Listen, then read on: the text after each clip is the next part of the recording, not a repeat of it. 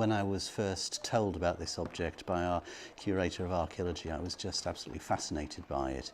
On one end of the stone, it mentions the Emperor Constantine. On the other end is this chap called Carausius.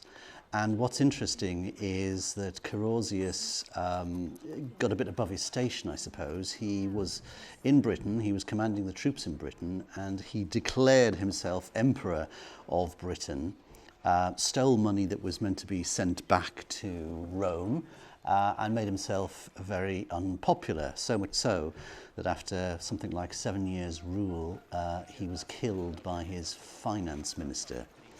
And as a result of all these wrongdoings, Rome, in their greatness, I guess it probably was Constantine, signed him the phrase damnation of memory.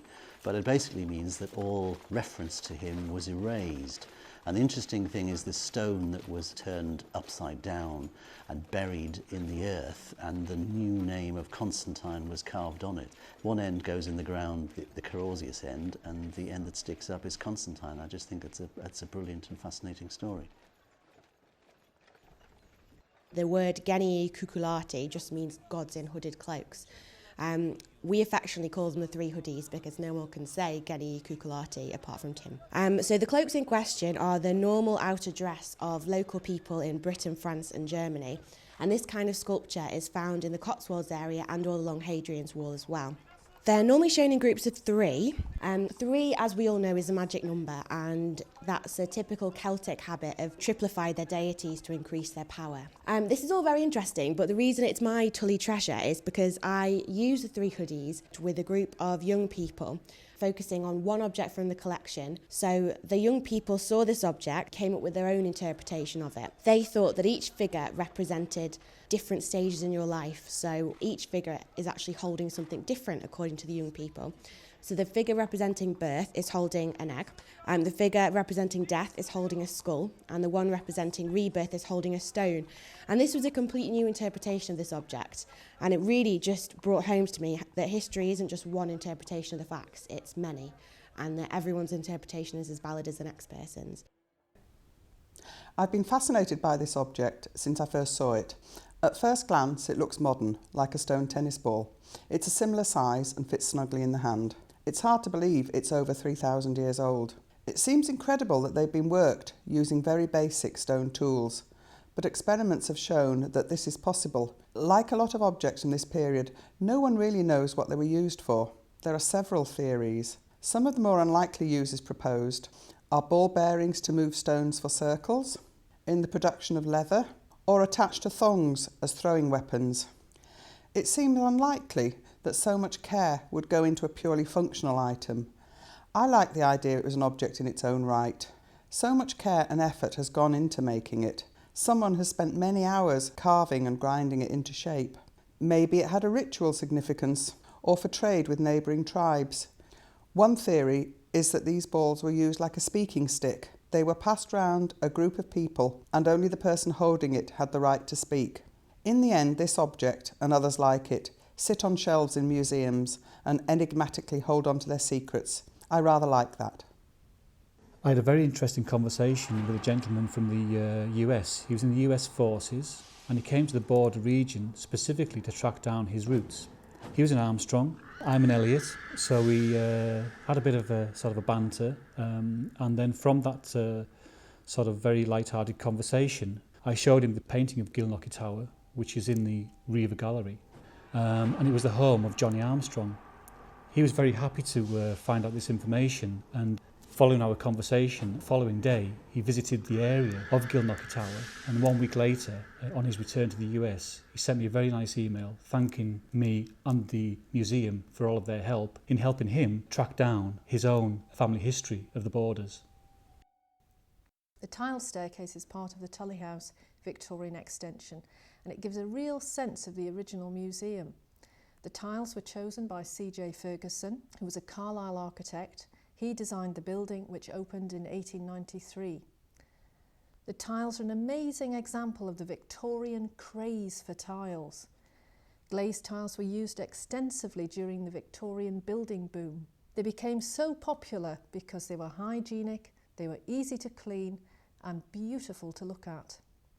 The tiles on the staircase are a mixture of beautiful relief moulded floral designs and plain tiles. And I love the way the light catches the glazed surface. They're complemented by an elegant wrought iron staircase inset with the City of Carlisle heraldic shields. And this part of the building is used to display the museum's art collections to stunning effect.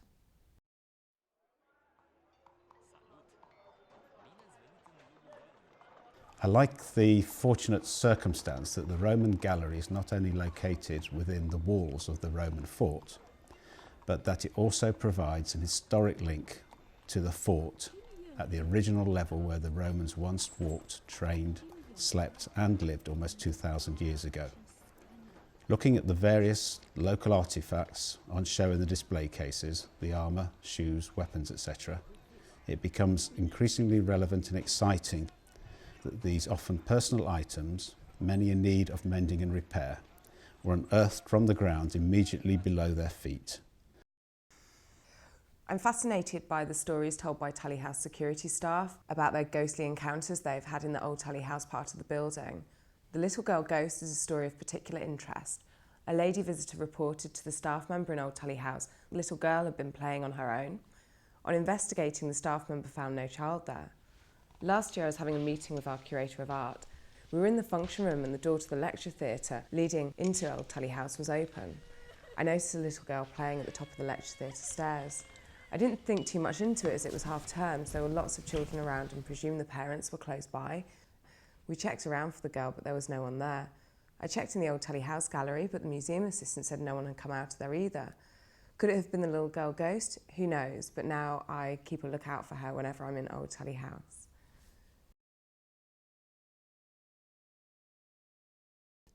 I chose this object because it is effectively a highly evocative piece of Hanoverian propaganda from a critical period of British history, the 1745 rebellion.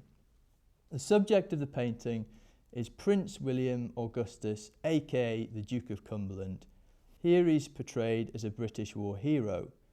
In the background, the Jacobite army is being crushed by government forces.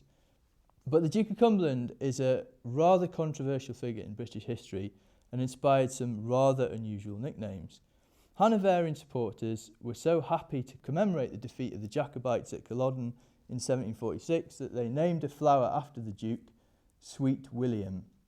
In Scotland, the defeated Jacobites had a rather different idea, and after the slaughter of wounded Jacobites at Culloden Moor, the Duke was simply known as the Butcher. The Scots also nicknamed the irritating common weed ragwort Stinking Billy after the Duke. For me, the artistic representation of this historical figure is intriguing. Was he a hero or a villain? Certainly if the Jacobites had taken power, we would be looking at a very different depiction of the Duke. It's just a shiny wooden box with some strings stretched over it when you look at it. It was made in a small northern Italian town about the same time that tobacco arrived in England. Elizabeth I had been on the throne for a handful of years. The Spanish Armada was more than 20 years away. But take these strings and drag some sticky hair from a horse's tail across them and they make a noise. Put your fingers in the right place at the right time, you might get a tune, or you might drive the dog mad if you don't do it right. Primitive, isn't it? But when this violin was made in the 1560s, it was the pinnacle of perfection. And it's something that's not been bettered to this day. There had been instruments played with bows for literally centuries.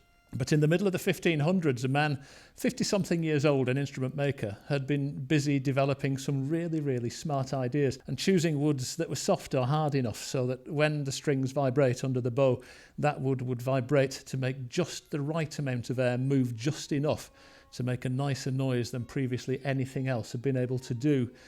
It's as much science as it is art and beauty. But you know, the whole point of all that effort by that 50-something Italian, Andrea Amati, in inventing the modern 4-string violin was to produce an instrument that could be taken anywhere easily and was so easy to play that any illiterate musician of the day could play it.